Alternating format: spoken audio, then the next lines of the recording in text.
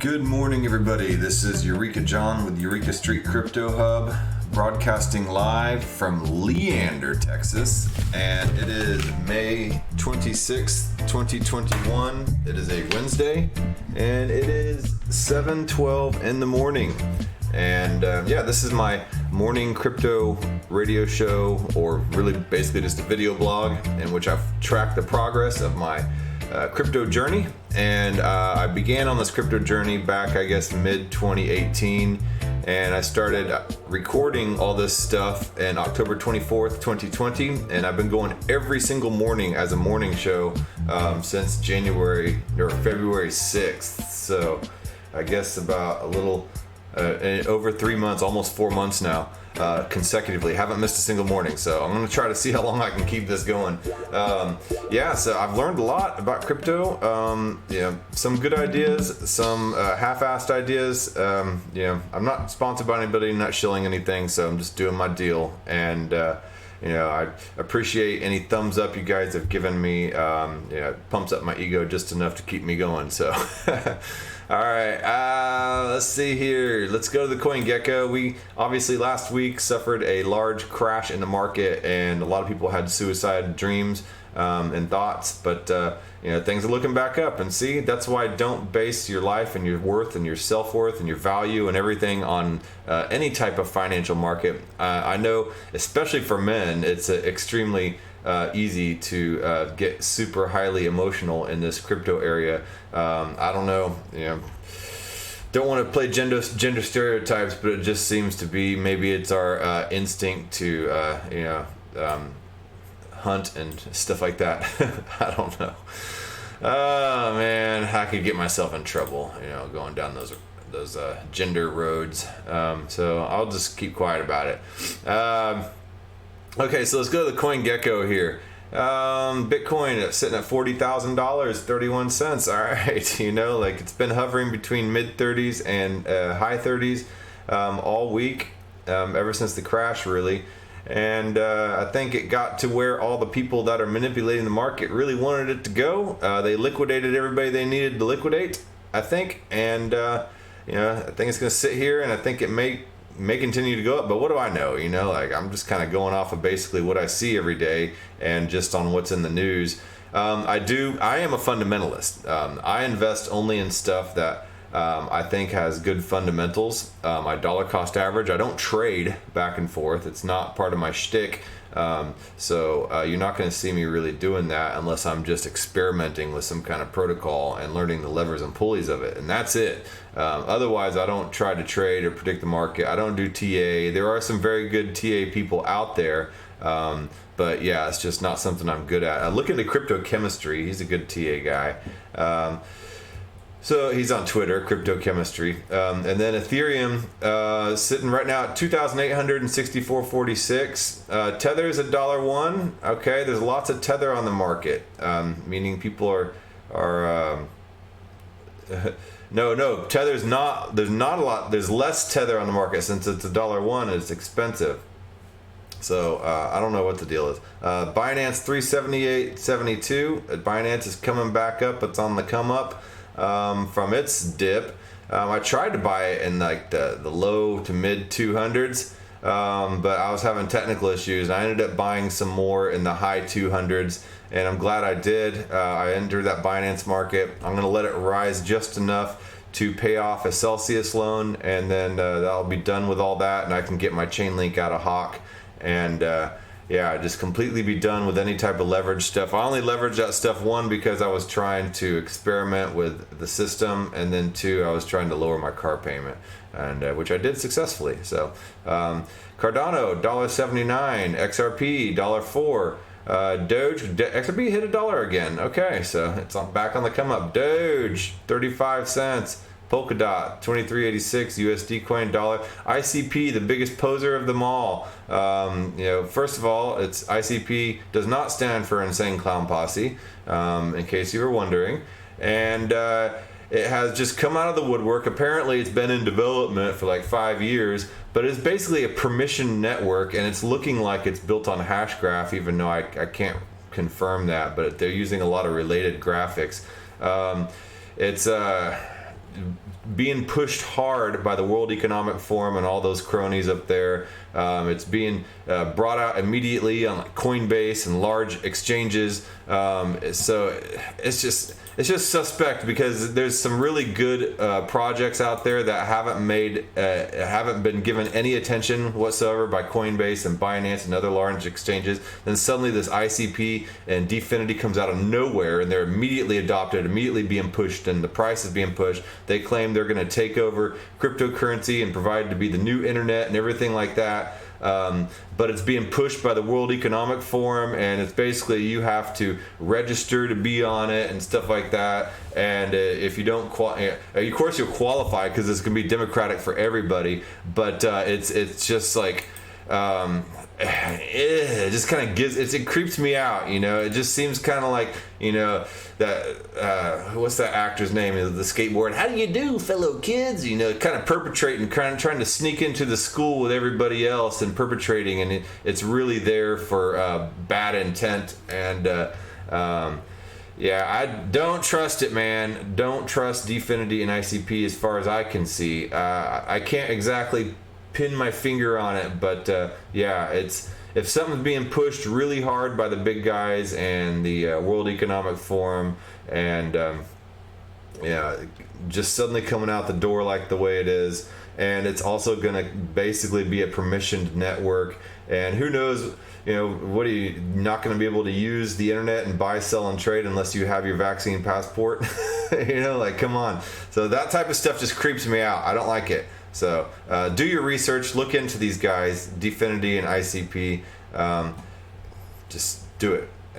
You'll understand what I'm talking about. And we have Italo Raul and VideoTuber on this morning. I appreciate it, you guys jumping on. It is a little later than normal, but yeah, I took off of work today. I'm attending a conference today down in South Austin, the suburbs of Austin, called the Greater Reset. It's right here, and basically this is just people getting together.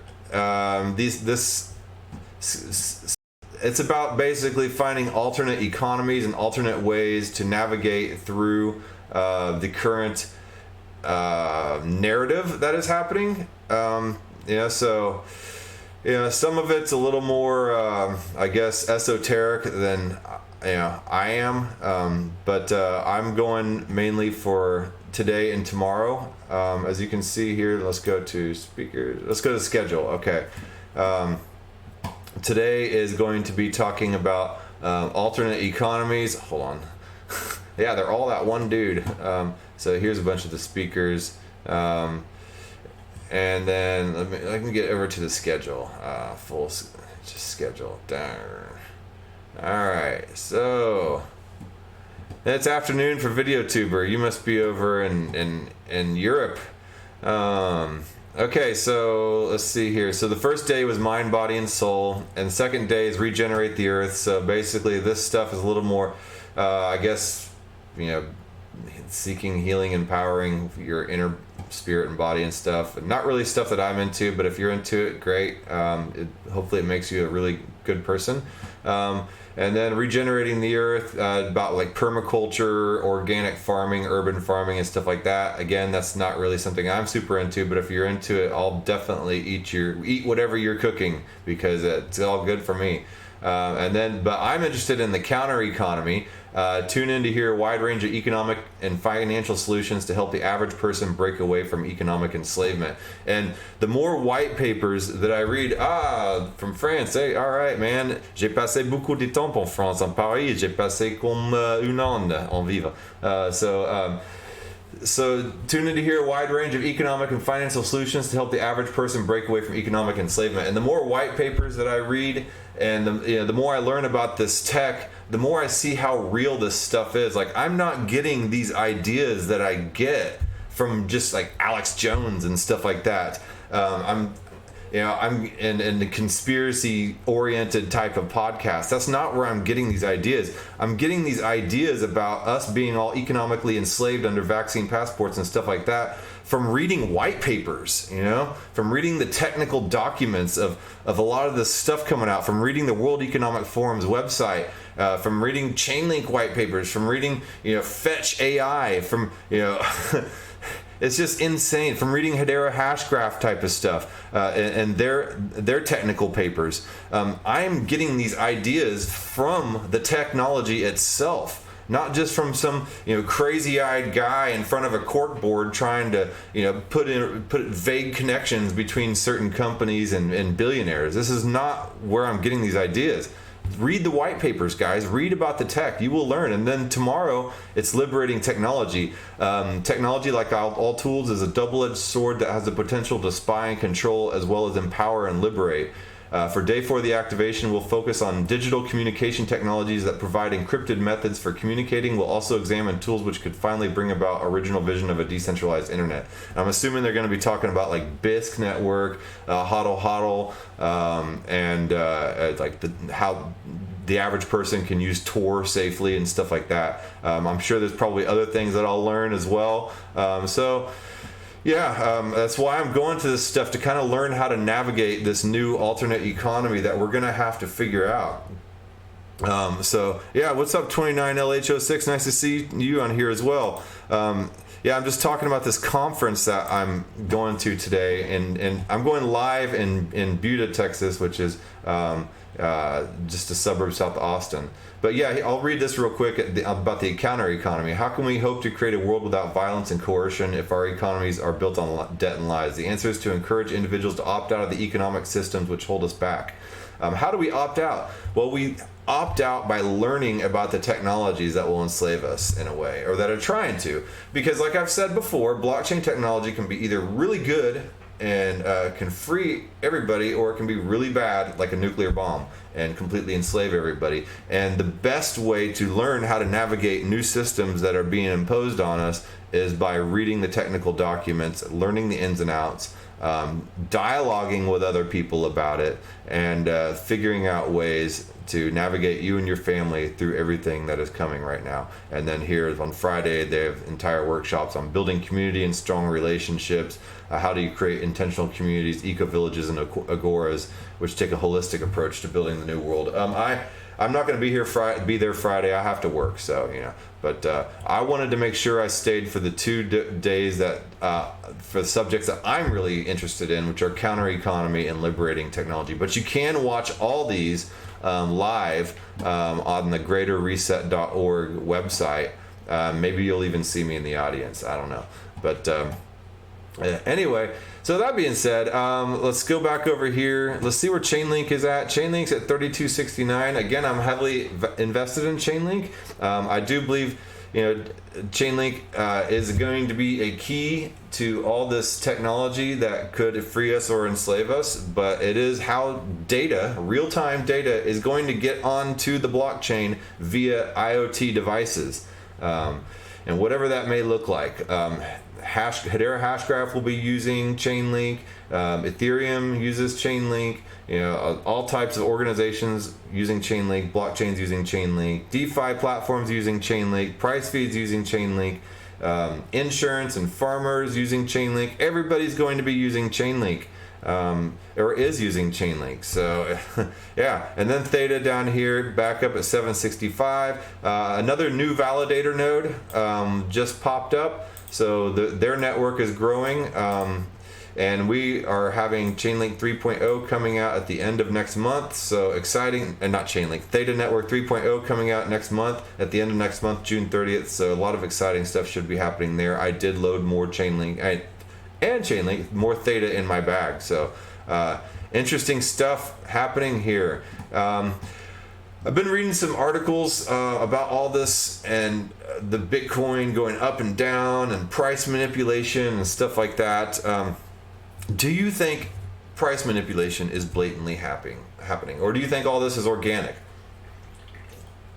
Let me take a look over here. You got guys like Nick Carter over here Billionaires commandeer Bitcoin consensus with shadowy centralized closed-door cabal.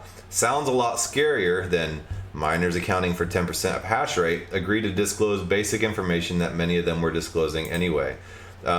So basically he's just trying to say, okay, this is not really manipulation. This is just miners disclosing part of their hash rate to try to figure out ways to work together in order to not completely destroy the environment, or at least tamper down the narrative that Bitcoin's going to destroy the environment, thus destroying the value in a lot of the public's eyes about Bitcoin. But so he said, so CoreSci is a big NA miner. They were already providing basic disclosures regarding energy mix because it's the economically rational thing to do. Is this centralization? So he's obviously being sarcastic. So then they say 100% carbon neutral. As the largest digital asset mining operation in North America, we take pride. Hold on, let me minimize this so you can see it. We take pride in being, and let me move my face.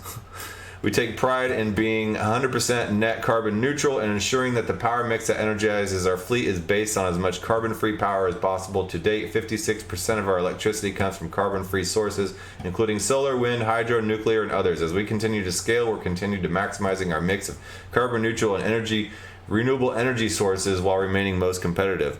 I don't know, man. It kind of sounds a little bit pandery, but I've studied this and I've covered this in some past episodes. Bitcoin is not near as energy intensive and wasteful as as the media is trying to purport it to be, and as Elon Musk has said. Is Elon the best poster child for this, given the potential conflict with offsets and our recent trauma with him? No. Is this still a good idea? Yes. The facts on the ground are favorable as far as energy mix are concerned. In the absence of facts, critics fixate on Machina. So somebody here said, put differently, Elon Musk's company bought 1.5 billion of Bitcoin. Then he freaked out after learning that Bitcoin uses a lot of energy and fudded the entire industry. Now he about faces again and leads a North American ESG mining council. F that, laughing my ass off. And then see here, Bitcoin doesn't care about either Elon Musk. Neither should you as a Bitcoin holder. He's another guy who has Bitcoin. And that is absolutely true. It doesn't matter what Elon Musk or anybody thinks about Bitcoin, because Bitcoin's going to do what Bitcoin's going to do. Bitcoin is designed to be resistant to any type of manipulation like this. So let's see here. Clear-pilled frog. Imagine, what if the holders of a coin all over the world were able to validate consensus on their own computers without burning tons of electricity, without begging a Chinese manufacturer for future e-waste? That proof of stake, Ethereum 2.0, Satoshi's vision of decentralization. So, I love Ethereum, don't get me wrong, but Nick Carter said, Satoshi built Bitcoin to defeat legacy proof of stake systems, no use bringing them back.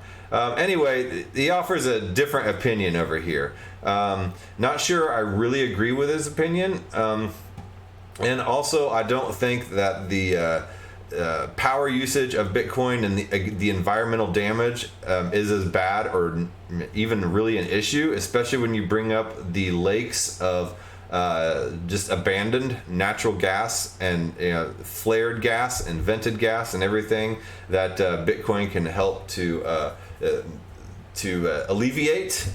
So it can be used for good instead, and helping smaller communities that are out there and remote with all this gas that needs to be flared. So there's that. And then over here, there's this really interesting article on Bitcoin Takeover. I don't know who Vlad Costa is, but this is a really good article right here. And he's basically saying, yes, they're trying to manipulate this. This is bad. He's not minimizing it like Nick Carter is, even though I generally agree with Nick Carter on a lot of stuff. In retrospect, it was inevitable. The fiat billionaires who added Bitcoin to their company's balance sheets are not our friends, and definitely not honest Bitcoin advocates. And while the likes of Elon Musk and Michael Saylor, and I love Michael Saylor, I'm taking his Saylor Academy. I'm right now in a computer science 101 course. And while the likes of Elon Musk and Michael Saylor announced the creation of Bitcoin Mining Council to effectively attack censorship and attack the permissionless network nature of securing the network, Kevin O'Leary essentially blackmails us into compliance. And where did Kevin O'Leary come from anyway? I mean, this guy just because, he's suddenly he's been talking smack this whole time. Right now, right now the institutions are interested in getting exposed to the volatility of Bitcoin, but they've got to resolve this problem. And I think there's some interesting research going on now and deep investments, and I'm part of it, to try to find a way to tag a Bitcoin to prove that it is a wrapper around it, to prove that it came from a sustainable miner. I know this sounds out there, but it's being worked on right now because that's what institutions want. And that's when the dam gets released. The amount of capital that will come into Bitcoin, it will be the reason why it goes to 100,000, 200,000, and all the dreaming that's been going on around price appreciation. That's not going to happen until institutions start to buy it. So everyone's got to wake up and realize there's demand, but it's got to be done around ESG, environmental, social, and corporate governance concerns. I think that's complete BS, to tag a Bitcoin to prove that it's, people already are, paying extra premium for virgin Bitcoin straight out of the miner because they don't want any type of trail on that Bitcoin of it being used for any type of money laundering or criminal behavior. But them to tag it to show that it's coming from a sustainable miner, that's BS. Sure, we all want to save the environment, but how much is it going to cost that sustainable miner to get that sustainable miner stamp?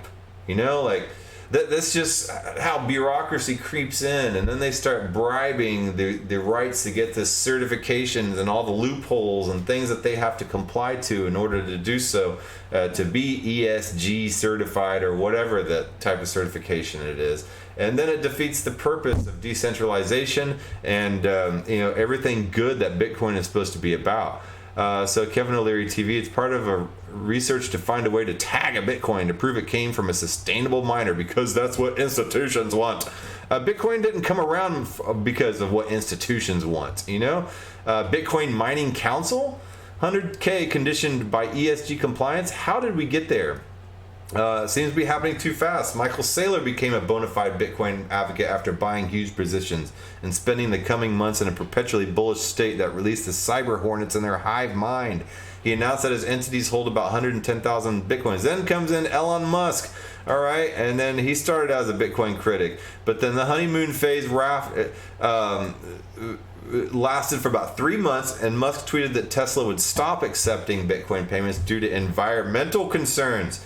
So they're bringing in kind of a Trojan horse of all this agenda, basically. There are two catches involved, though. Tesla never sold any Bitcoins, and he announced that it would once again consider accepting Bitcoin for payments as soon as mining transitions to more sustainable energy. So now he's putting demands on Bitcoin and basically trying to change the nature of Bitcoin and what it was brought out and what it was used for.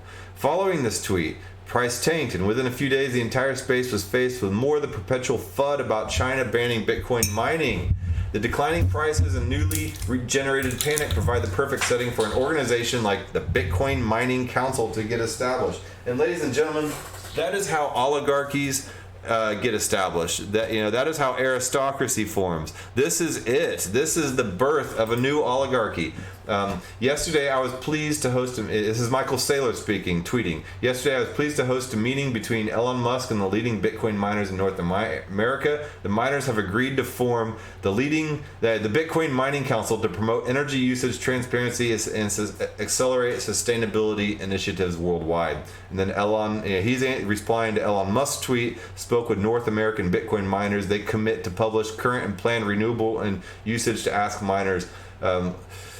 So yeah, they're coordinating, colluding, establishing this Bitcoin Mining Council and creating regulations, maybe not official regulations, but legal regulations, but right now basically regulations for them to comply to. They're giving the miners somebody to report to, basically them.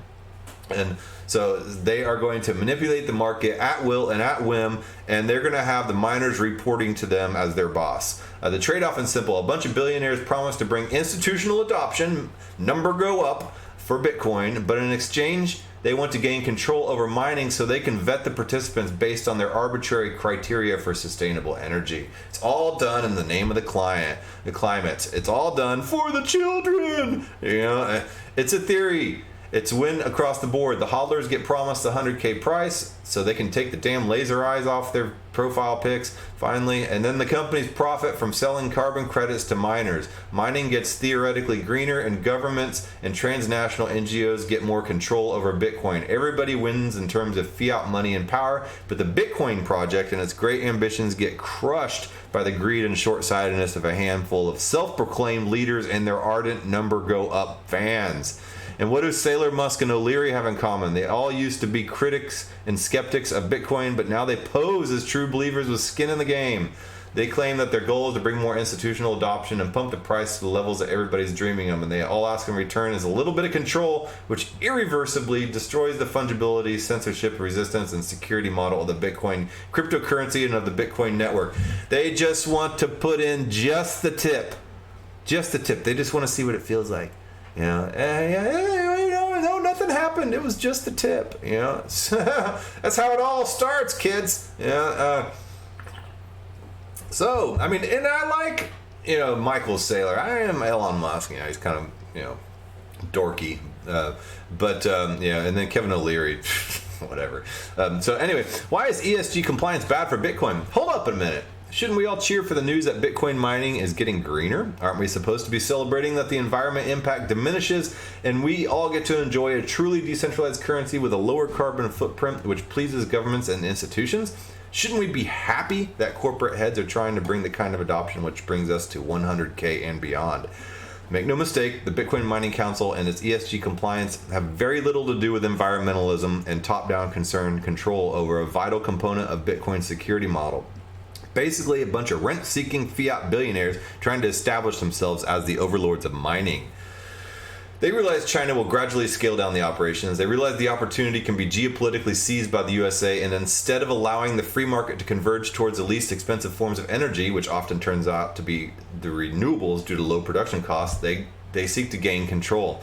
They have collectively 56.8 million followers on Twitter. Their net worth in dollars exceeds those of Bitcoin whales, and their influence in relation to U.S. government is second to none.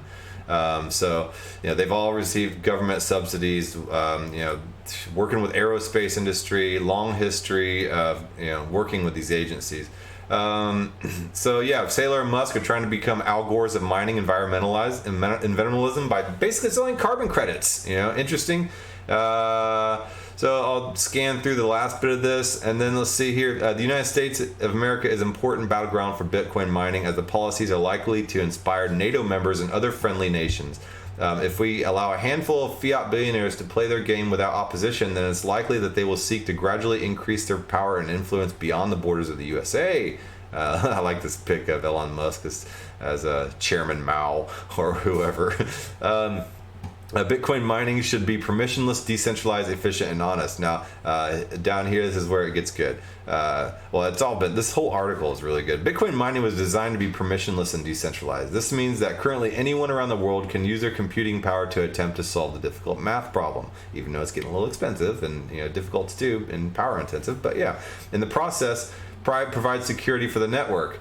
So there's been collaborative approaches. Bitcoin mining in itself is selfish and driven by incentives. In order to make the highest profits, everyone searches for the most efficient, reliable, and affordable forms of energy. It's why most miners in China have set up their operations around water wheels in small villages. It's also the reason why the demand for sustainable energy increases worldwide. The design of the Nakamoto consensus always make it more profitable to mine honestly than to try to attack. So if the users validating nodes reject a block, then the miners take a significant financial loss. So if the same amount of energy gets used to mine while playing by the rules, then the rewards get bigger. The nodes can't coerce miners into adding all transactions into blocks. They can only sanction dishonest work. So the miners possess the power to blacklist transactions that have certain origins. For instance, the U.S. Treasury Department has a list of 20 Bitcoin addresses. In the presence of decentralization and global mining, this is an irrational economic behavior which makes it only more costly and energy intensive for miners to operate. This is a funny meme right here. Bitcoin carbon footprint? No. Lithium mining, child labor, cobalt, and electricity from coal? Sure, yeah, I'll take that. Let's say we have two transactions. One uses dirty Bitcoins that get sent from blacklisted addresses but pays a high transaction fee, while the other is sent from Coinbase's clean and pays the smallest possible fee. A compliant miner will refuse to add the former and into a block and include the latter at the cost of refusing some precious transaction fees. As the block rewards get halved by each year, by 2028 we find ourselves in the middle of a situation where mining fees always offer a greater reward than the block reward itself, and this is when any type of censorship will become economically irrational. Miners can still afford to play the censorship game for a few years, and maybe the nation states and transnational corporations believe that if they're allowed to gain more control over mining and over the narrative, they will successfully create a hard fork which increases the mining rewards to favor their thirst for censorship. Giving them the power to decide who can mine sets a dangerous precedent which takes away Bitcoin's censorship resistance. Sure, there will always be jurisdictions which allow free mining to take place, but standing by and watching how oligopolies and cartels get established is never a good idea. This is exactly what we're seeing here. We are seeing an oligopoly get established. We are seeing the birth of a regulatory body jumping up with O'Leary and Elon Musk and Michael Saylor at the helm, becoming the CEOs or the presidents of these regulatory bodies. Who knows what it'll cost and the hoops that these miners will have to jump through in order to be certified by these regulatory bodies, in order to decide what is clean and unclean Bitcoin, and then where, how, and if it even gets added to the block, those transactions. It's very easy for them to desensitize us and to effectively make us stop caring about the fundamentals while they pump the price with the money go burr, the printer go burr money. They have infinitely inflationary fiat, and there are only 21 billion Bitcoins that ever exist.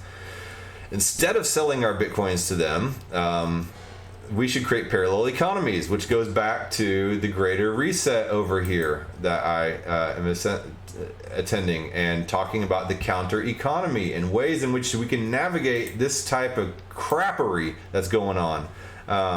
And so we should exercise our right to mine at home while we still can. It might be costly and inconvenient. It helps decentralize the network, and it takes away from the power of farms and cartels. Principled Bitcoiners should also avoid joining pools such as Marathon Digital Holdings, and join forces with pools which have a long history of acting in good faith, like Slush Pool. When we get the chance, we need to give them hell and make them feel unwelcome. Bitcoin was not created to please them and their corporate plans. It was never meant to be compliant. Instead, it leverages geopolitics to exist under the principles of free market capitalism. It's time to stop idolizing Michael Saylor, Elon Musk, and other billionaires who express positive views and effectively pump our bags. We already know the nature of their game, and we understand the threat model. Let's not make it worse by giving them extended control, either social or protocol level. Bitcoin is for people who need to escape the central banking and inflation. Me. It's in you. Probably. It's for refugees and freedom fighters who need to survive in hostile political environments, like is going on right now. It's a tool of sovereign individuals who constantly seek freedom and empowerment, and it's also the financial information instrument that can effectively bank the billions of unbanked people via second layers like Lightning. And then I also would add through things like Ethereum and even Cardano and stuff like that. We need to teach and preach these principles and then give no quarter to the centralizing rent seekers. They either accept Bitcoin for what it is or else build their own, which is Dfinity and ICP, or a fork, an entirely new protocol. Good luck getting support and benefiting from the same network effects, though.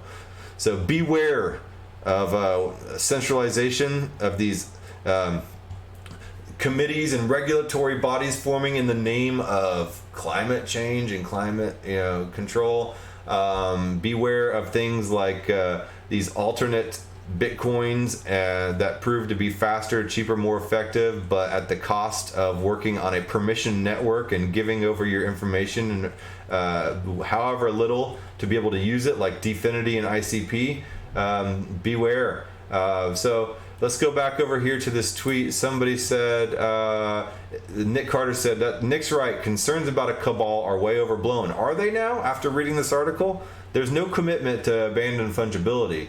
Okay, fungibility, that's one of the little topics. Okay, maybe there's no commitment to abandon fungibility. This isn't like the NYA on block size. What is the NYA, and what the hell are they talking about? The NYA, let's see here. I Googled this because I did not know. New York Agreement, Bitcoin Scaling Agreement at Consensus 2017, better known as New York Agreement, abbreviated NYA. It was a scaling proposal made jointly by over 50 companies. The agreement intended to put an end to Bitcoin's long-lasting scaling debate by increasing the block capacity through activating segregated witness, SegWit, and then doubling the block size. Some people argue that this began kind of some centralization process because a small community of people were able to make such a large decision on the Bitcoin protocol. And then here it is right here. I'll leave all these links in the description, but there's a lot of movement towards centralization, and this is why it is important, and this is why I'm going to this Greater Reset conference, and you can watch it on the greaterreset.org and learn about the counter economy, how you can navigate around this type of rent-seeking centralization that's trying to happen, and then how to use liberating technology like BISC and HODL, and then I guess I'll learn about more stuff, which I'll bring to this show and talk about tomorrow and over the weekend after I'm done with this. So, man, like I said, cryptocurrency is never a boring place. There's always something going on. So, if you made it through this show, right now, give me a little hoot and let me know what you think about this. I mean, do you think that centralization is a threat right now with Bitcoin and these people right here trying to take the helm? Or do you think, as Nick Carter says, oh yeah, it's just overblown, worries about a cabal are just people overreacting? Nothing to see here, folks, nothing to see here. Move along now, move along. That's basically what they're trying to say. So, oh man, that said, I've been going for 36 minutes. Man, I could really get on rants. Like in person, I really don't speak this much if I don't really know you or anything like that. I'm kind of, an easygoing, quiet person. Not really quiet, but I'm an easygoing person. I just kind of want to make everybody happy, and I don't really say anything controversial. But now here I am on this show, and I'm talking about some very opinionated stuff, and some things that people might have some strong opinions about. Don't let the real me fool you. All right. That being said, let me put on my outro music. Hold on, let me get this going. Okay. Yeah, Taylor Raoul said he thinks it's manipulation. Yeah, and so. Anyway, hit me up on YouTube and Twitter and Float.app and BitChute and Odyssey and all that. And for those of you listening on Odyssey, I appreciate you listening on Odyssey and using something else besides YouTube, because the censorship here, this high-tech censorship, it's exactly what's happening. So good for you, and on BitChute as well. All right, man. Well, I will talk to you guys tomorrow. All right. Bye. And I will